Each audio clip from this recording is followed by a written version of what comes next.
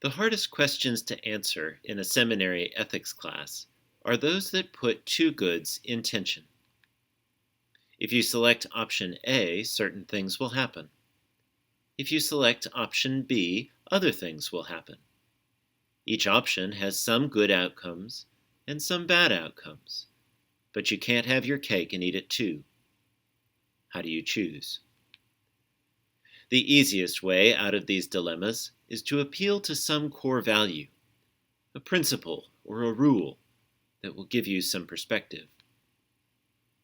If that's going to be your approach, the challenge of your moral life is figuring out what your core values are going to be. This pandemic has challenged me to rethink some of my core principles, at least in the area of my ministry. Suspending in-person Sunday worship was unthinkable to me just a few weeks ago. Performing baptisms outside of a Sunday morning service was something I swore that I would never do.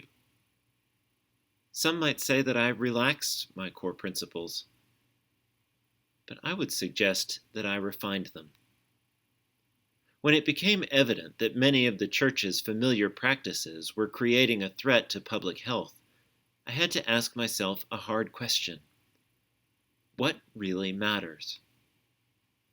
In my prayers around this question, I realized that what we do in the church building on Sundays is important, but it is not essential.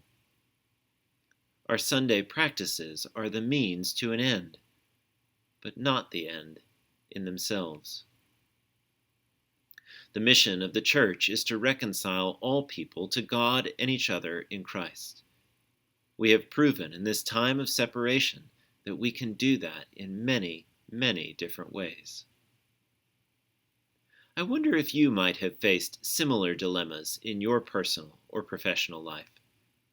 I wonder if you might have refined your core principles or developed a more nuanced understanding of what is and is not essential. I wonder if you still could. Moral discernment is hardly easy, but it is very important, and it will serve you well for the rest of your life.